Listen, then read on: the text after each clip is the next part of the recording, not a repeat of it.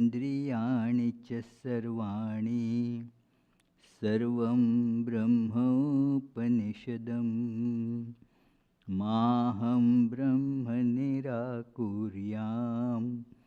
मा मा ब्रह्म निराकरोत् अनिराकरणमस्तु अनिराकरणं मेस्तु तदात्मनि निरते य उपनिषत्सु धर्मास्ते मयि सन्तु ते मयि सन्तु ॐ शान्ति शान्ति शान्तिः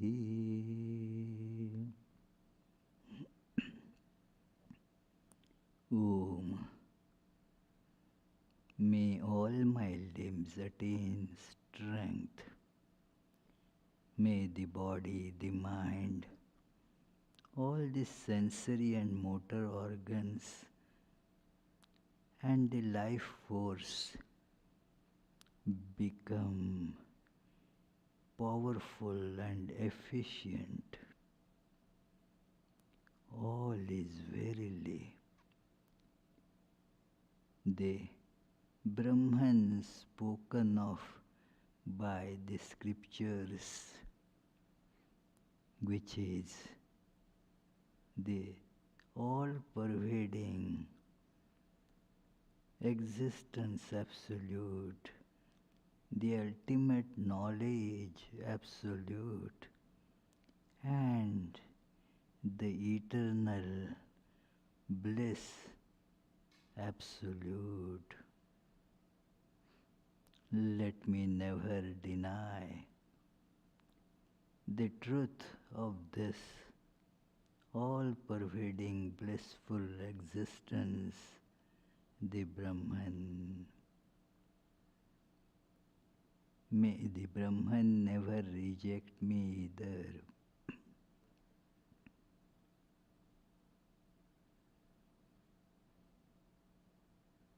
May all the virtues necessary to experience Brahman in life, as described by the scriptures, be with me. Om, peace, peace, peace.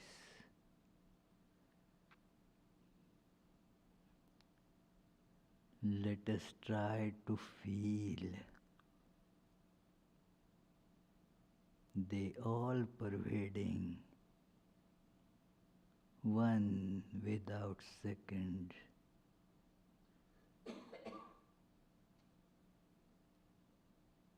the absolute bliss, Brahman, by feeling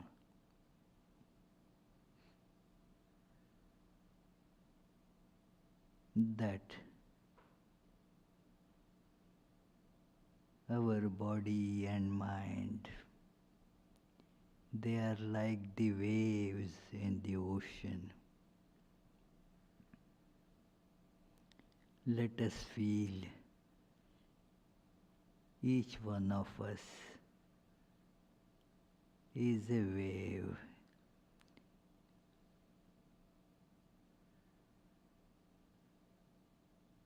As a wave,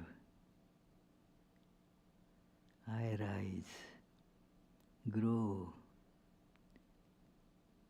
and fall back into the same one origin.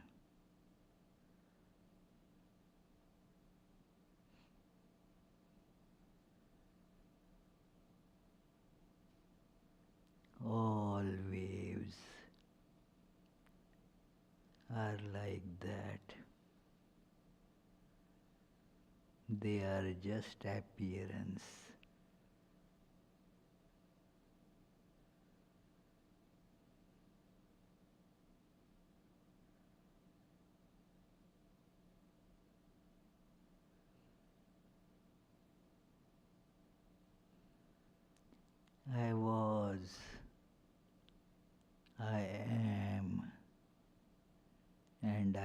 be. The one without second, ocean,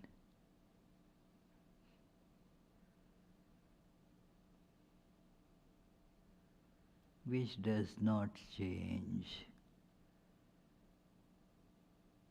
while appearing as infinitely many rising and falling waves.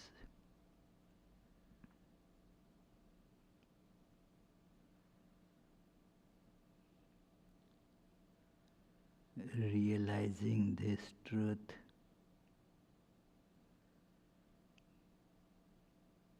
we go beyond all desires,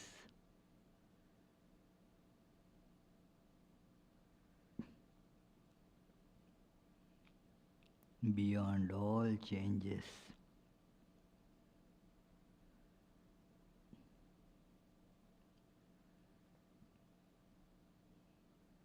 beyond time and space.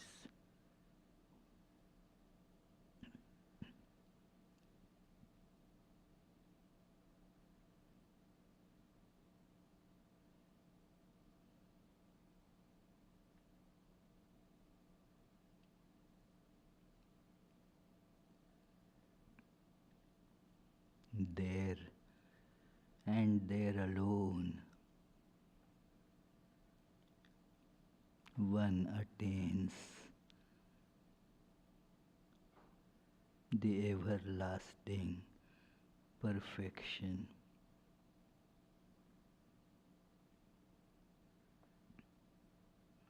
Om, peace, peace, peace.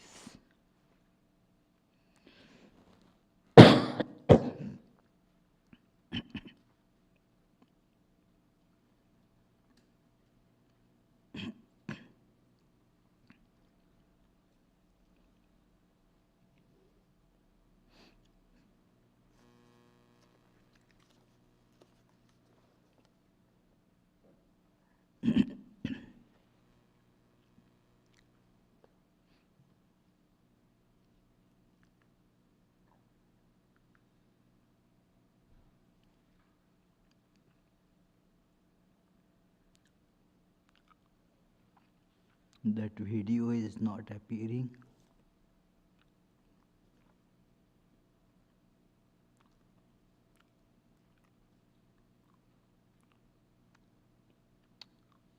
What happened is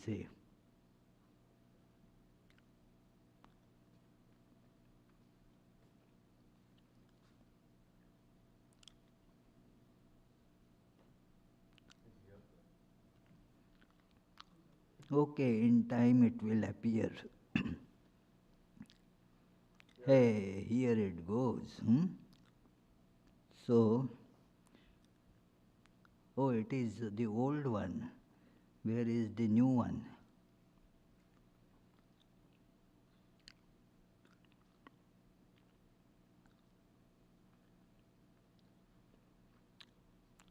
Did it disappear, Eze?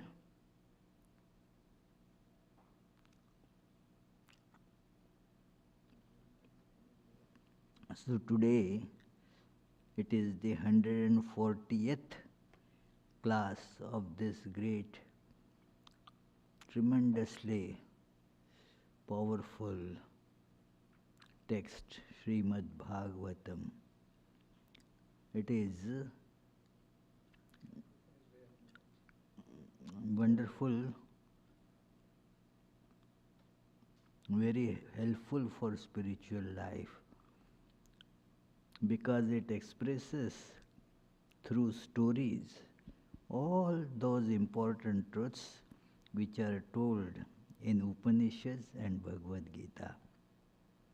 So, in this form of story for easy appreciation, easy understanding.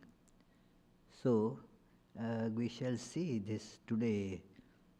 From last class we began this new story there was this story of a demon Vritra who was assassinated by Indra using his uh, unfallible, very powerful weapon, Vajra. And this Vajra killed Vritra.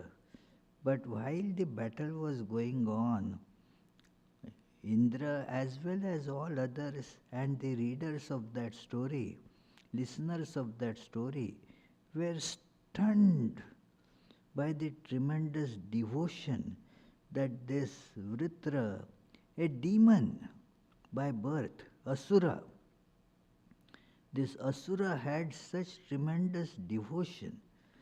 And so that naturally beggars the question, how, even though he was a demon, classed as a demon, how could he have such a strong devotion to Lord?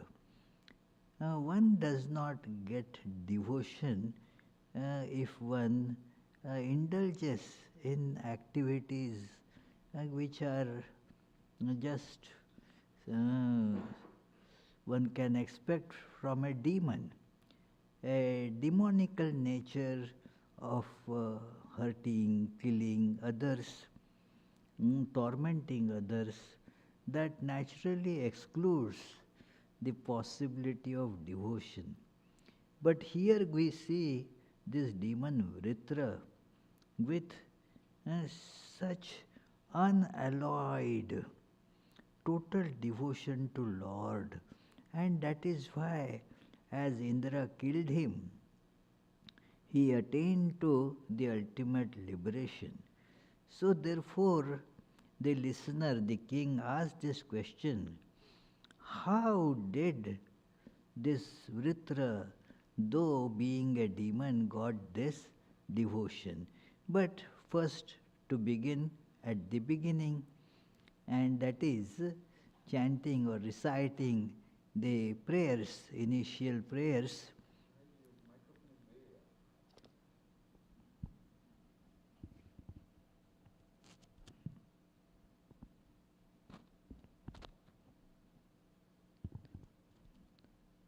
This is always a challenge, to put this thing right in front of the mouth.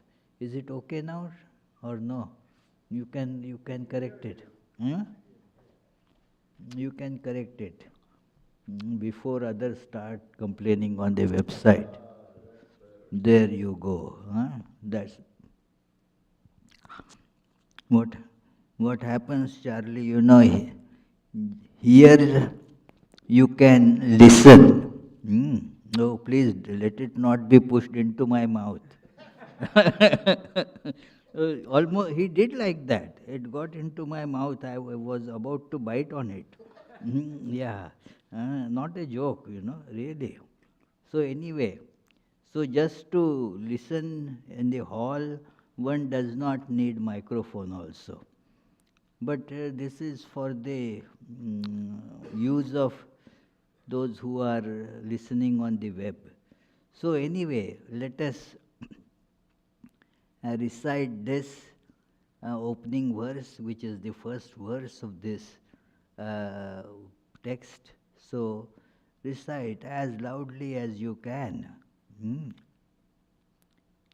जन्माद्यस्य यतोऽन्वयादितरतश्चार्थेष्वभिज्ञस्वराट् तेने ब्रह्महृदाय आदिकवये मुह्यन्ति यत्सूरयः तेजो वारिमृदां यथा विनिमयो यत्र त्रिसर्गो मृषा धाम्ना स्वेन सदा निरस्तकुहकं सत्यं परं धीमहि.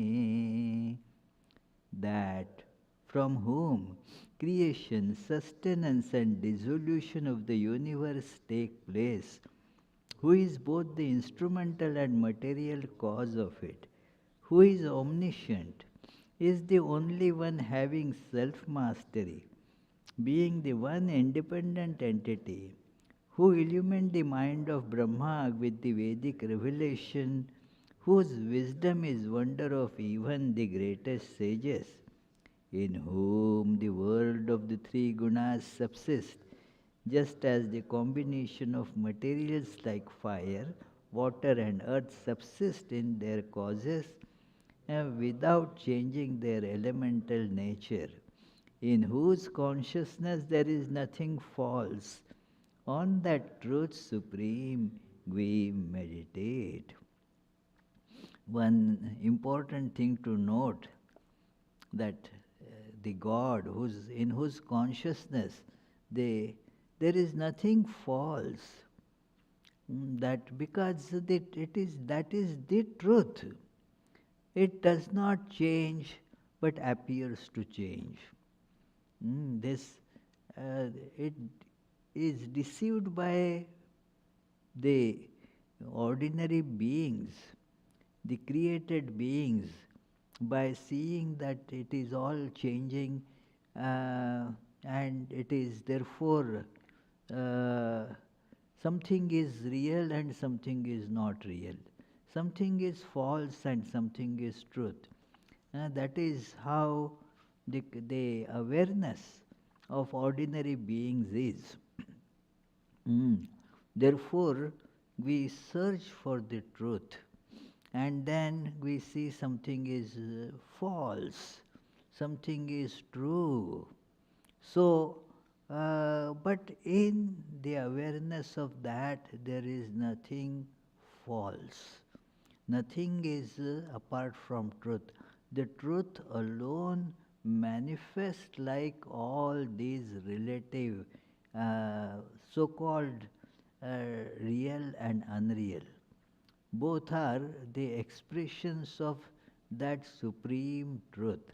And without any change, it is appearing like this. Like the clay remains as clay, gets shaped as so many pots. No change for the clay. It is without any change. The pots come from it. The pots, are they real? They were not there some time back. And after some time, the pot is sure to break. But the clay was always real. So, in that sense, we, different shapes, different names, they come into existence. They keep on shifting and changing and merge back into the same existence from which they emanated. So, for these manifestations, there is the change, the real and the unreal. So, but for the clay, it did not undergo any change, while all the time remaining as clay, it appeared as all these things. So, this is what is the topic of the whole book, Bhagavatam, to meditate on this. So, we saw that this question being asked, how is it possible that an asura, demon, Vritra, have such a steadfast devotion to God? We had considered this in the last class, but let us again recapitulate that what was being told, and that part was not discussed in our last class, that as you see the iceberg in the picture, iceberg, it is only 1/10 of it is visible because of the its density of ice is 0.9, and so only 1/10 part of it floats above water. 9/10 is submerged underneath, not seen, and that is the cause of many shipwrecks, including that big one. What was that? Big Titanic. Yeah, that Titanic. It didn't see that the captain thought that it is a small iceberg, so, and we can easily, our powerful engines can easily break through that, no problem. But 10 times that was underneath. So, human nature is also like that. There is uh, only 1/10. This is an analogy, that iceberg. In most cases, maybe only 1% or even 0.1% is there on the conscious level. Remaining 99% or more is hidden underneath in the subconscious. So, and this subconscious is not seen, but yet it is causing all the changes. It has a role in controlling the present and the future. It is past. It is hidden. Whatever we do in whatever time, it is in whatever birth, whatever is done, nothing gets destroyed. One can see it in that Buddha's Jataka stories, that how whatever one did, so the next birth that person got accordingly, but didn't remember this. One does not remember who I was and what I did in my past life. That is true. And this question gets asked again and again. If there was a past birth, then why do I not remember it? Swami Vivekananda has given a very beautiful answer, a long answer, but the first part of it is about memory. We don't remember what we were when we were, say, 6 months old, what we did, how many times we cried, and do we remember? Now we don't remember it, what we did when we were 6 months old. But does it mean that we were never 6 months old because we don't remember? And that's ridiculous, completely illogical. We were 6 months old for sure, although we don't have any memory of it right now. So, this is an objection which Swami Vivekananda says is actually the only objection to this idea of rebirth. That it is memory. Why do we not have a memory? Do we have the memory of our early childhood? We don't. But that doesn't mean that we never lived our early childhood. So, nobody can think like that. So, this past birth is also like that. Lack of memory is not a proof of lack of existence. So, this is the important part in this. So, thus, it is there. Every single action that has been performed in the past gets microprocessed and stored. Whether it is in the past, some birth in the past, or even in this birth also, in the past life, like what I did half an hour ago. Do I remember? I don't remember exactly everything that was done.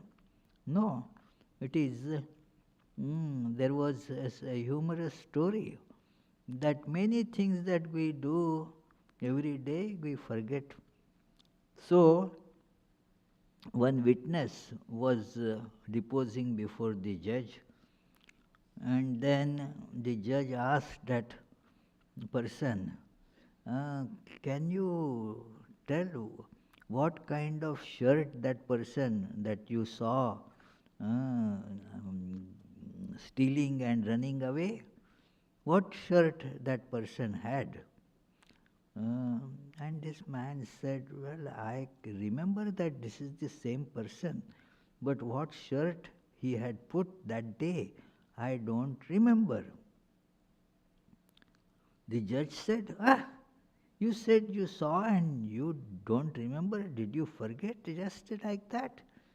How can... This man asked another question to the judge. Can you tell me the number of steps you climb every day when you come to the courtroom? There are some steps there. How many steps do you climb? Can you tell? And the judge said, no. Now those steps you climb every day, and yet you do not remember. How do you expect me to remember what kind of shirt that fellow had put on when I saw him just once? The point is that the memory is no proof of existence. Even there are false memories, the psychologist can tell you. There are so many instances that you remember, but it never happened. You remember it, but that did not happen. There are the ways of generating that kind of memory also.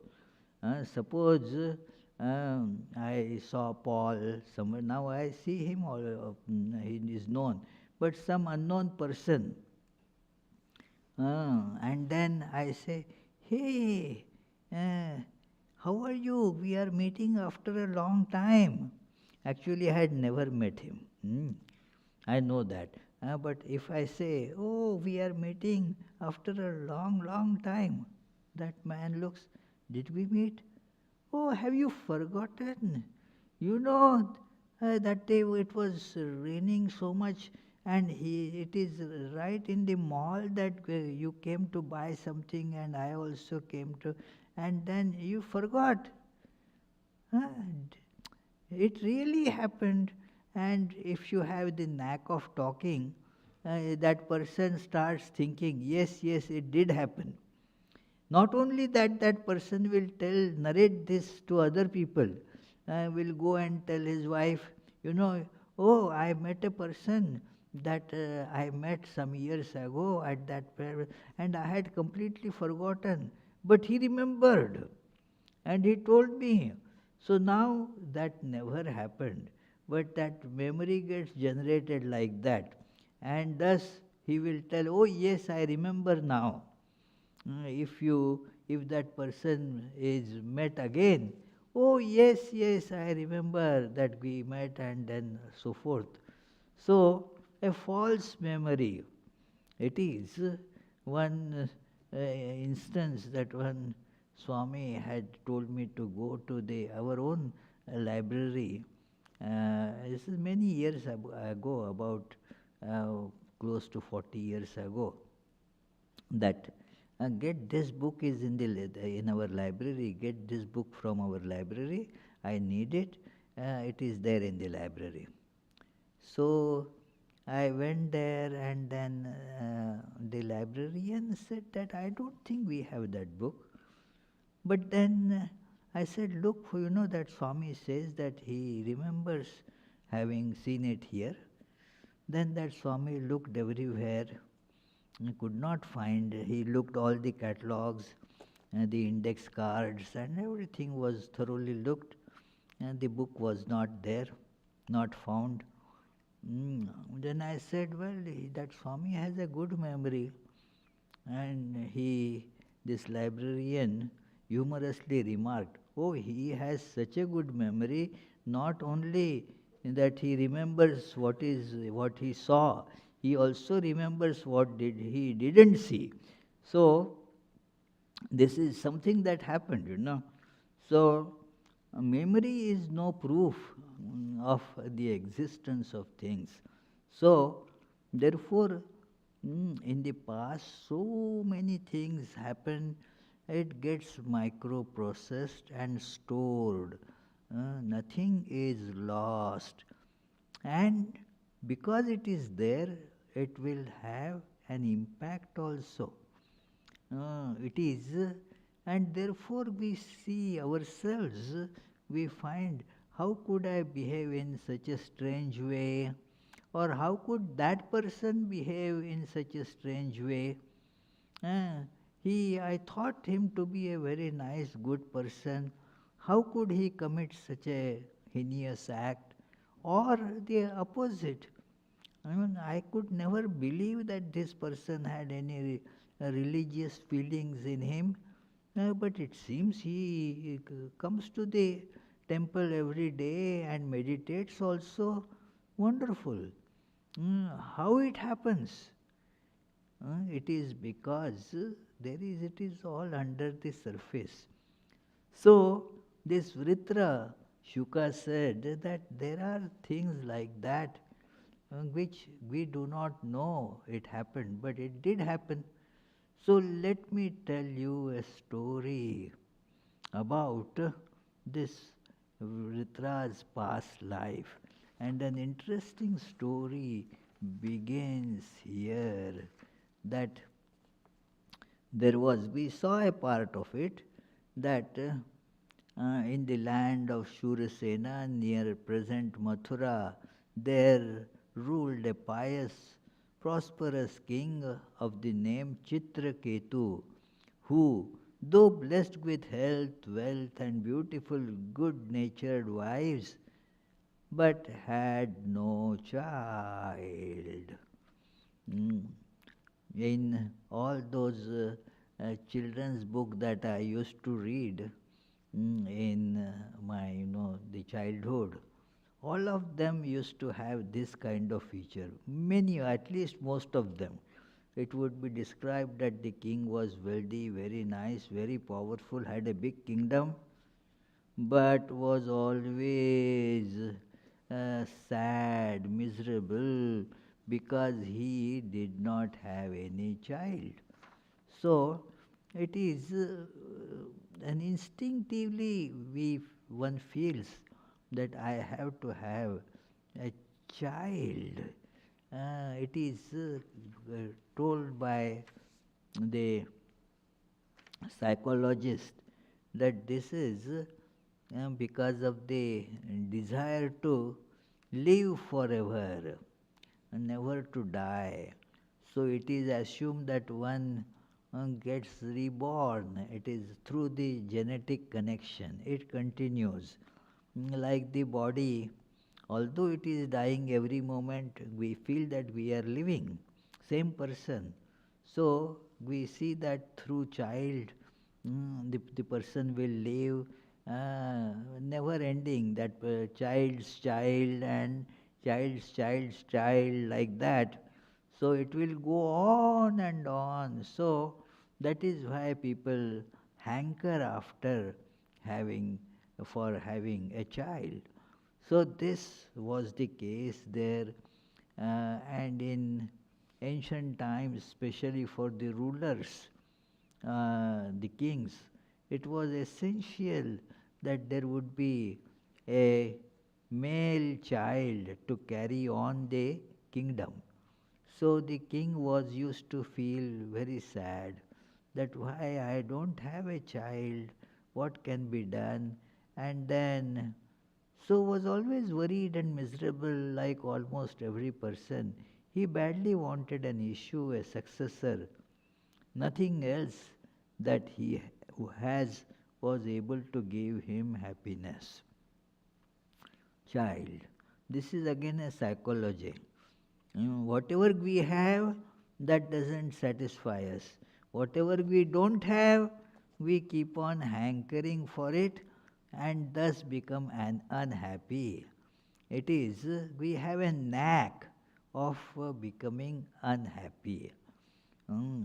I was talking to one Swami about a person. I said, how is that person? Is he okay? Fine?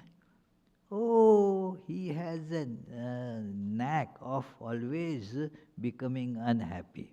You can't make such a person happy because has a knack of becoming unhappy for this reason, for that reason, and would find out something to become unhappy. So now the king had everything else, just didn't have a son. So would become unhappy. It is, there are, unhappy, some are unhappy because they don't have a child. Somebody is unhappy because they have a lot of children and those children do not listen to that person. So become unhappy because of having children. The children are not doing well, so that also makes one unhappy. And some become unhappy, children may be good, but still this person keeps on worrying about the children. What will happen in future? If somebody, one of them dies, oh, it will be so sad, and so forth. So, this is how the nature of human being is. We keep on thinking about various things and thus make oneself unhappy. If you see, there are so many who don't have a child and do not have a kingdom, do not have money, they have to work hard to get living. They see, they also are living. So, why you consider yourself to be so unfortunate just because you don't have a child? There are many who have none of these things and do not have a child either. So look at them. So one should always see that it is whatever God gives, that is fine. That is called a very spiritual virtue, that santosha. It is these one of those niyamas, yamas and niyamas. It is so niyama is shaucha, santosha, swadhyaya. So it is you have to practice this feeling of santosh. Means whatever is given by God, okay, fine with that. What, Charlie? Hmm? It is, yeah, whatever it is, we can make our life happy with that. It is because whatever more you get, still there are, has its own problems. You become sad because we have a small house to live in. Good that if you have big house, you have to worry about cleaning much more than that. So small house means less cleaning, less worries. A big house means much more cleaning, much more maintenance, much more worries. So therefore, it is not that we we are much that worse off than have people who have big house. Everybody has the worries, the problems. So don't think that because we have a small house, somebody is homeless. So many people are homeless. So at least you have a roof over your head. That's great. So therefore one should feel, okay, whatever state God has kept me, that is fine. Keep track of the main goal for what the life is. And these things do not matter. The destination, going towards the destination, the God, that is all that matters. Other things are not important at all. It is so, that is why this king was feeling unhappy, even though other things were there. One day, the great sage Angirasa came to his palace to meet. The king told his desire to him, and this Angiras says, Well, in your destiny there is no child. Mm. There is, he could see, Angiras could see whatever that king's future is. And then he saw that as such he doesn't have the possibility of having a child. Uh, so he told it to the king, well, sorry, but in your destiny there is no child. The king said, well, it is, maybe it is what you say is right, but great people like you can change the destiny. The destiny can be changed by your intervention. It is because you are powerful, you can change it. That it is, once we were seeking, I was in Shillong then, and then for some program we wanted some government grant. And then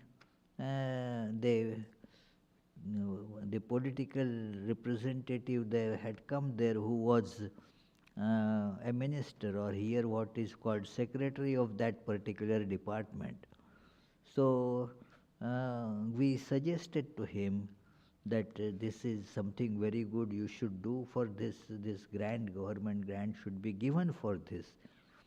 He said that, okay, if there is a provision, then I will certainly give. Then I told, look, if there is a provision, we wouldn't have approached you. The other staff, they would do it, those, but you are in a position where if there is no provision, you can create a provision. That is why we are approaching you. If there is a provision, of course, but you are not needed for that. It is the administrative officers will be able to take care of it. But why are we approaching you? Because you can, even if there is no provision, you can create a provision because you have the power to do it. And he smiled and said, yes. And then he created that kind of provision and granted us that money. So, what I mean here is that with people who, there are people that who know how to make alteration in somebody's destiny. Very rarely that requires lot of austerities and capabilities. And don't think that you can go to Naomi and say that, Naomi, can you change my destiny? It's not so simple, you say. What? Ishani, don't try that, It is only people like Angiras who are knowers of Brahman. It is. So Angiras' story comes in Mundak Upanishad. He is the teacher in the Mundak Upanishad. And he was asked this very famous question, what is it? Knowing which everything becomes known. So that Angiras has tremendous understanding, knowledge, and so king knew that. And so the king, with great that sincere urgency, requested him, please, please, most revered sir, do something. I am so miserable without a child. Now it is an earnest request. So Angiras thought about that and said that, well, it is with my blessings you will get a son, but will be very short-lived, and that will cause you tremendous pain. Again, a human nature comes here, that Doesn't matter. The king said, that will still be better than having no child at all. Uh, he says, let us compare, short lived child and no child. What will be better? So he says, short lived would be not the ideal. I would like to have a long living, but if short lived is better than no not having any child. So this is a common sense.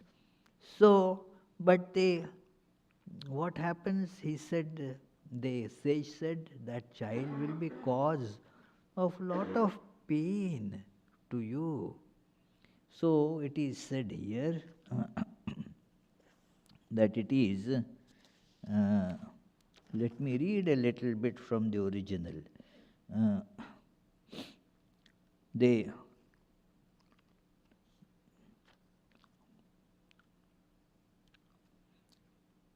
that they, O great one, being issueless, I, along with my ancestors, will be consigned to hell. This is again something that is told in the scriptures. By helping as to have an issue, deemed to save us from this fate.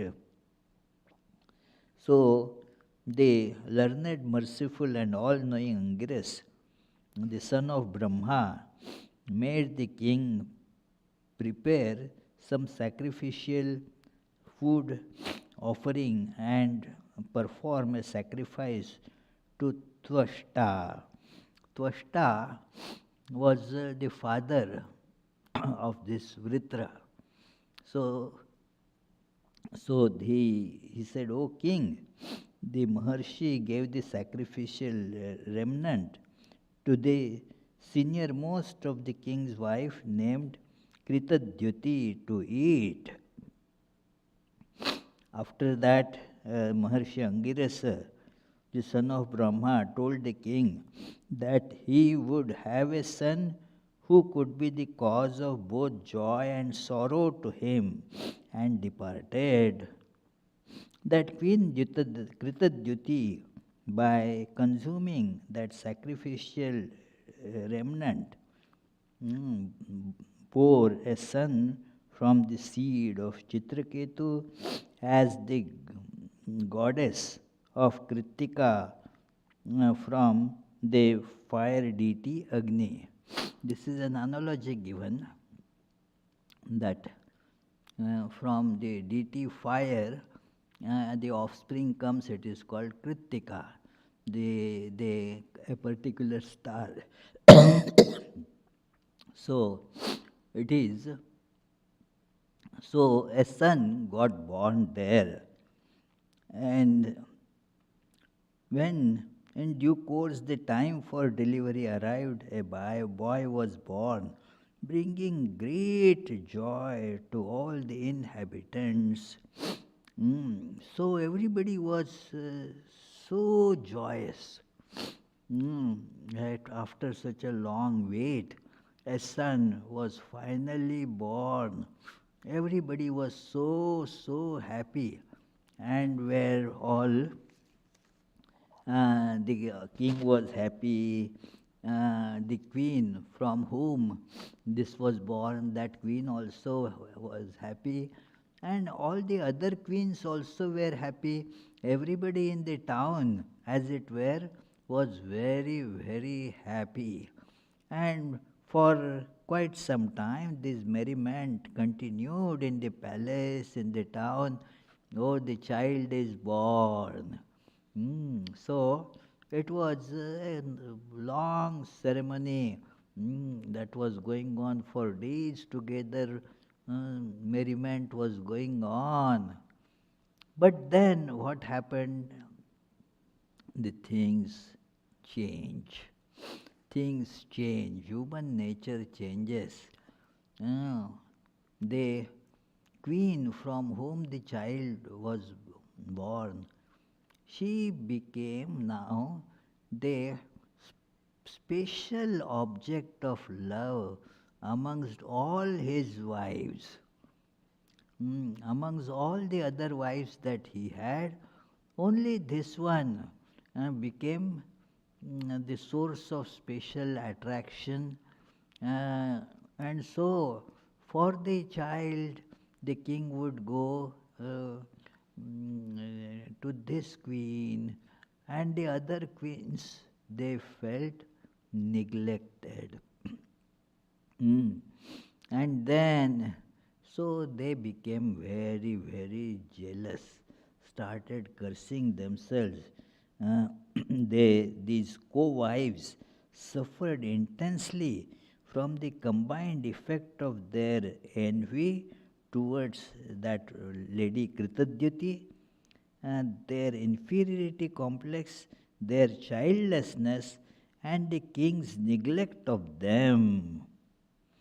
So they said, woe unto the woman who is childless, unfortunate, devoid of her husband's confidence, and looked down upon um, a maid servant by the other wives. That other wife who had the child, they thought that now she is looking down upon all of us, because we now are not given that honor by the king. So even this other wife, she is looking down upon us. And so they were very much affected by this jealousy, anger, envy, and these things start reverberating in the mind. They continued it is what our state now is, what is our life. And we were such respectable queens. The king used to pay equal attention to all of us.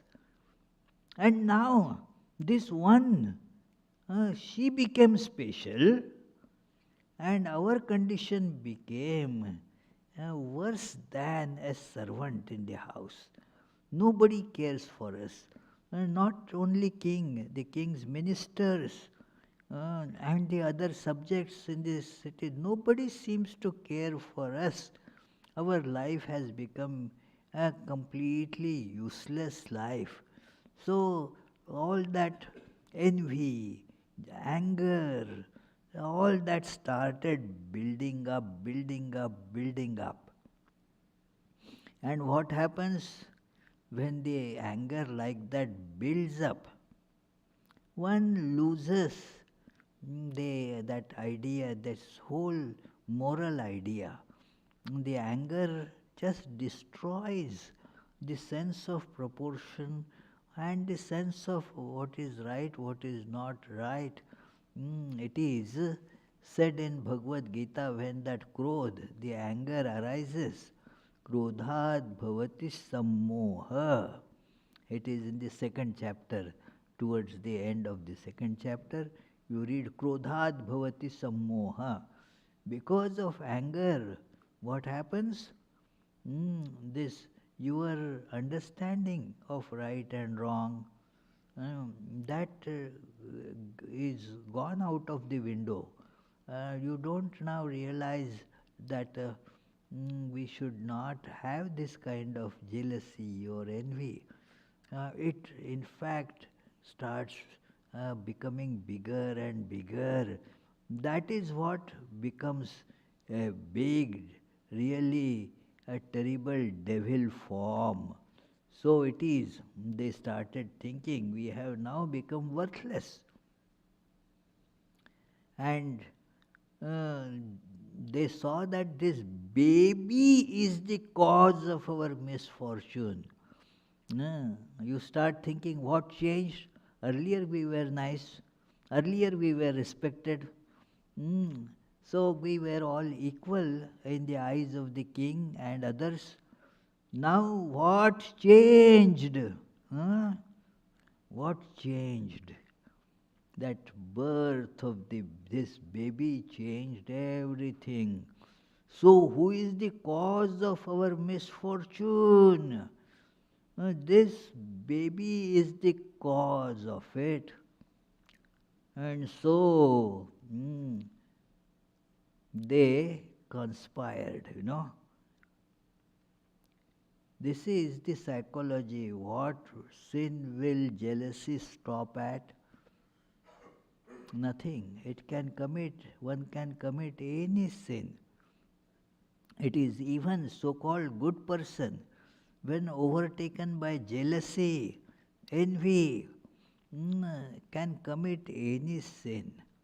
There are you see these stories that appear in newspapers every now and then. Somebody didn't even feel that inhibition in killing one's mother. Can you imagine? But, well, that is what happens. It is many times those who are, in the prison for committing such heinous crimes, they were interviewed. And they said, well, at that moment, the, the feelings were all centered on that person, against that person, angry with that fellow. That fellow should be killed, eliminated. So, whatever is that may be, you never realize that what good that person might have done to us. Bad, evil, cause of all the problems that we have seem to be, the epitome of all that is evil. So, has to be eliminated. So, this will not stop at any sin. When these feelings overtake, then that's it. That is what happened to these queens. They conspired and poisoned the little one. Now you can imagine, this story goes like that. They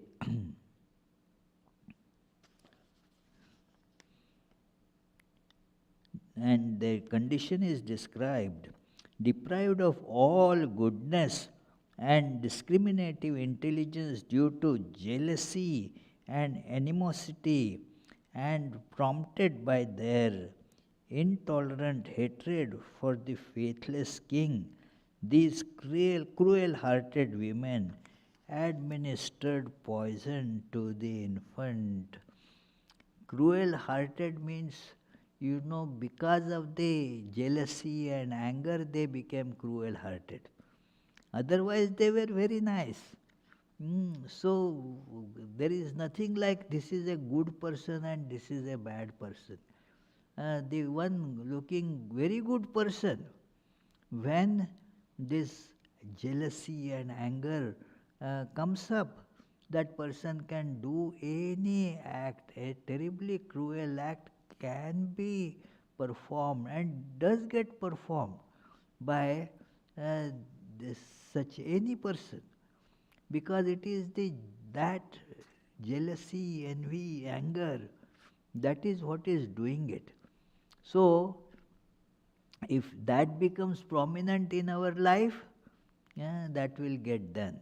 So, it tells here that it is Kritadyuti, the mother of that child, was not aware of this, and then when she found out, she told her maid servant that the child is asleep. Now it is a long time, so please wake up the child and bring here. The child needs to be given food. So needs to be breastfed or whatever. So she said, please bring the child. And then the maid servant goes and sees. She felt shocked and let out a big scream. And the mother also runs there. She also, one can imagine the whole, that joy was all destroyed. And everybody got immersed in that pool of tears. Even those queens who had administered poison. Mm, They also now started having remorse of on what they did. They also were crying and crying. So this was how that birth of the child. There was a little joy, and now there is a lot of suffering that came because of that. So we shall see what happens next. As everybody was weeping and wailing, again there they comes the sage, uh, this Angirasa and Narada. So we shall see what they do to the king and the family members. In our next class, we shall take up that. So let us now conclude by reciting this. In case any question, then you are free to ask. निगमकल्पतरुर्गलितं फलं शुकमुखादमृतद्रवसंयुतं पिबत भागवतं रसमालयं मुहुरहो रसिका भुवि भावुकाः. O devotees, quaff, quaff to intoxication this nectar of the fruit of the tree of Vedas, flowing from the mouth of the great sage Shuka and mixed with the ambrosia from his words.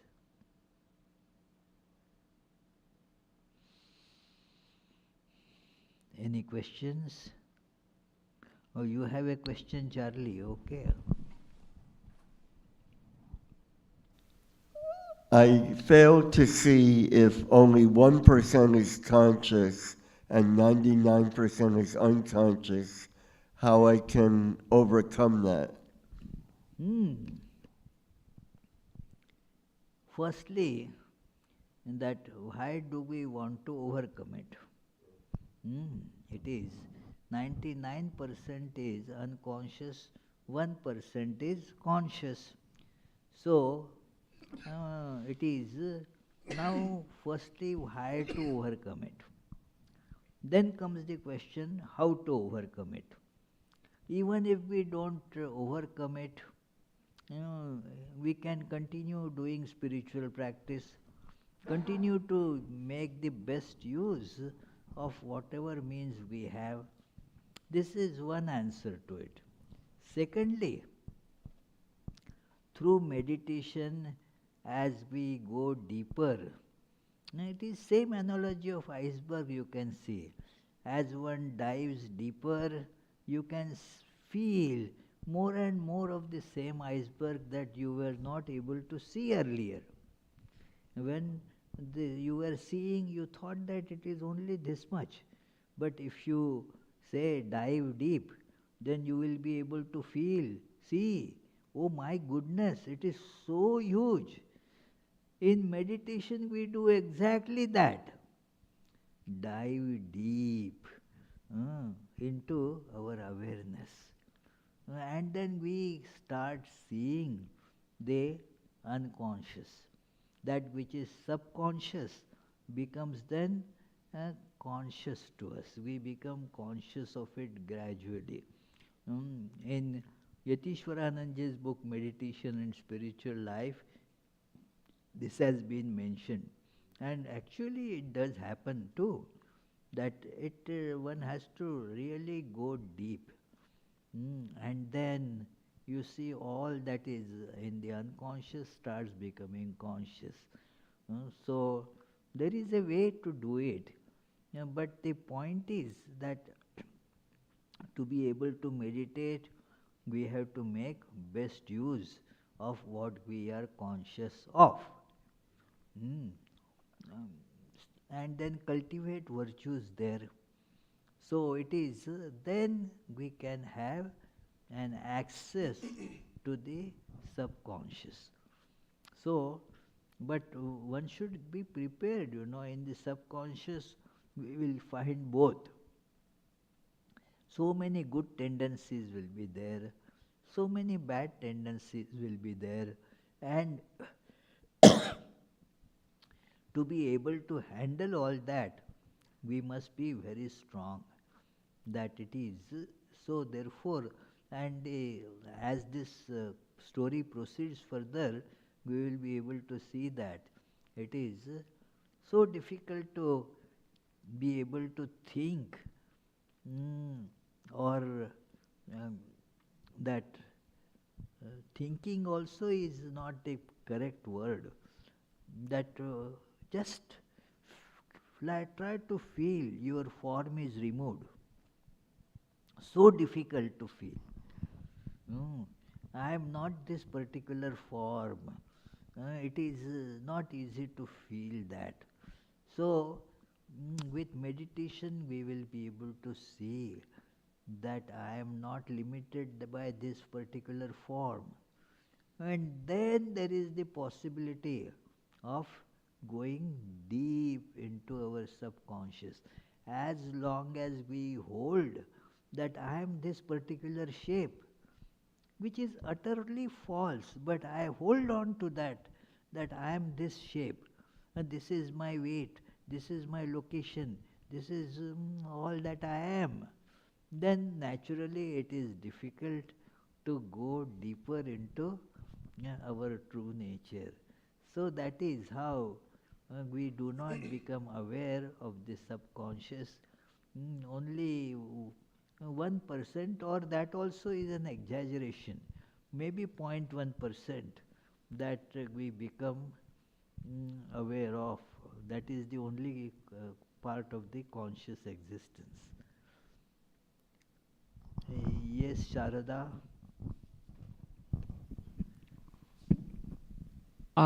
Sort of an etymological question, but in the Rig Veda, I've seen the name Angeras used as a synonym for Lord Agni. Is that the case here? Like, is the sage somehow associated with Agni, or do they just happen to share that name? It is, yes. There are names, you are very correct there, that the name is associated with Agni, fire. So it is, but he is the son, described as the son of the firstborn Brahma. So, like Narada also is the son of Brahma. Then there are also the four Ashwini Kumars. They are also called sons of Brahma, the first creator of the whole space and time. So it is same. Yes, same, yeah, exactly. Yeah, as far as we can tell, I don't know more than that, yeah. Any other question? No question here. Is there a question upstairs? Yes. Question from Shubha. Namaskar, Shubha. Namaste, Swami. The jealousy and later sin committed by other queens would not have been there had the king not tried to change his destiny. So how such circumstances can be called destiny, wherein a person commits a sin which he or she would not have committed if circumstances were different? Yes, it is the circumstances are sometimes seen as the cause of a person's behavior. The circumstances will be there, but we have to therefore practice that our understanding and our behavior is not impacted by the circumstances. This is one of the important spiritual practices, to know that the situation and circumstances will keep on changing, but the values that I consider to be the right ones, I will not lose them in any circumstances. So this requires lot of determination, that it is in spite of circumstances to learn to hold on to the virtue. So not committing a heinous act driven by the circumstances. So it requires, a tremendous that holding on to the virtue, the spirit, the divine is to be held on to in all situations. The question is very nice question, that it is because what happened in the lives of those, see the queens, and it was none of their fault that they didn't have the child. But then, because of this, they became jealous. And so the jealousy just uh, kicked out all the virtues from them, and this alone became prominent. How can one prevent that? And it is, if we want to prevent it, we should practice this, that I am not a person of circumstances. The circumstances will come and go, but I will hold my the values aloft. So it is, that is how it is described in our old literature, that that is the sign of a saintly character, that in whatever circumstances, the circumstances may be very adverse and very difficult, but their nature, their behavior does not change.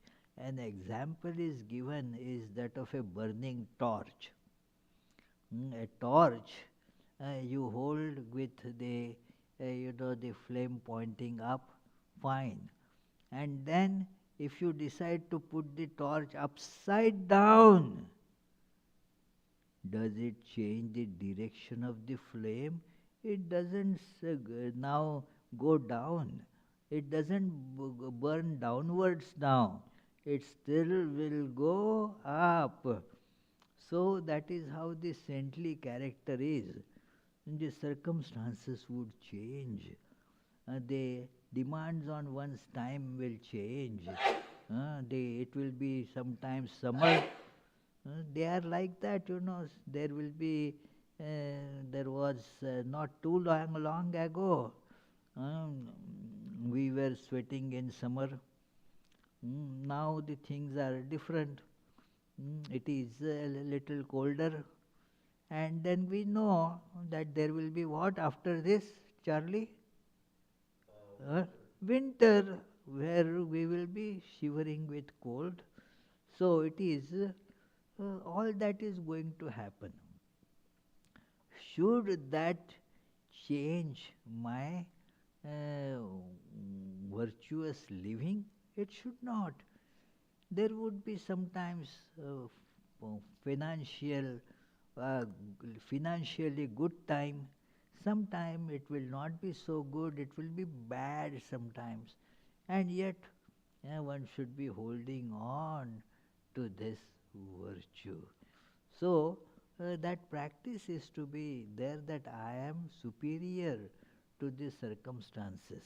The circumstances can change things, but it should never affect my virtues like truthfulness. I will follow this truth, whatever may be the situation. So, truth is the supreme virtue. I will follow that, hold on to that in spite of circumstances. I will behave with people in a nice way. I will not be violent or vengeful, whatever may be the circumstances. So it requires lot of what is called by Swami Vivekananda as the character building. In Karma Yoga book, he describes that. What is character? Building up of character means uh, whatever the situation is, the eternal values are held on to by that character. So building up of character is how it is done through karma. Through properly doing karma, one builds the character. So that is how it is told that one can build that strength. Any other question? Yes. Question from Jyoti Champanaka. Namaskar, Jyoti. Pranam Maharaj. What should one do when an intense worldly desire arises? It is an intense worldly desire arises. The best thing to do is to tell oneself that no, this desire is going to be a cause of further bondage to you, further suffering to you, and thus remove it because it is the cause of suffering. When you know that it is cause of suffering, you will be able to avoid it. For example, I avoid eating too much salt, though I like it, because it what happens that my blood pressure rises, and that I don't like, the effect I don't like. My head starts reeling and so forth. So I try to avoid that situation. So it is so similarly when we see the bad effect of it, then we should avoid it. Like in during Corona, people avoided going outside, taking transportations, public transport, going out. They avoided. Why? Because they understood what could happen. So, even though there is an intense desire by what Bhagwan Sri Krishna says in the Gita, that by looking at the ill effects, that one should be able to keep that away. And still, if it is very, very powerful, you are not able to control it with your, all this reasoning and this look at what bad it will bring to you. Still, you, like a stubborn child, want it. And it happens. Then what to do?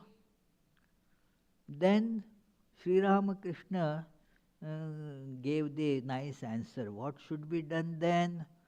Okay, have it and keep on thinking about it. Sri Ramakrishna gave that incident. Now it is for our training. That is, Sri Ramakrishna was described as completely desireless person, kama gandhahina. Not even the smell of any desire would be near him. But he gave a demo to us. He said that once I had a strong desire to eat Rasgulla, a sweet that Bengalis like very much. A nice sweet made of milk and then sugar. So he loved that. So he said, I got the desire to eat Rasgulla. So a few Rasgullas were brought, and then I put some in the mouth, rolled them from one cheek to another cheek, and started addressing the mind.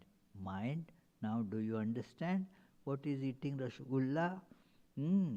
It is just made of the same, all that is very beautifully presented there. It is made from the same, these five elements, nothing special about it.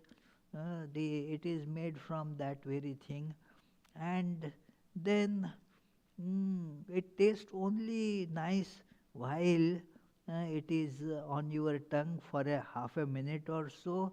It will taste good, and then as it goes down, you don't feel it, and After all, then it is all the hard work that goes on the intestines and so forth.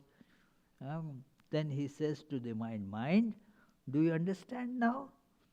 What is this eating of Rasgulla? Do you understand? Once you had this desire, now you have understood. Don't have it again. So that is what is to be done if the mind is not at all able to listen to any reason. It happens. Agreed. But then this is how the treatment should be. Now you understood what did you get out of it? So why? He said, fire upon you, oh mind, fire upon you. You who should be thinking of the Satchidananda. You thought instead of thinking of Satchidananda, you thought of such a filthy thing like Rasgulla, because it becomes filth. After a little while, it becomes filth. You got the desire for such a thing, fire upon you. And thus, gradually you will be able to control it by doing this exercise. Whatever first thing is, the first line of defense is show the mind right there that what bad effects will follow from it. Look at the consequences. Your action will have consequences. Long back, I was telling an architect who was actually did all this, and we were saying that if we terminate the contract now, because we were having some differences of opinion, if we terminate this contract now, he said, well, there will be consequences.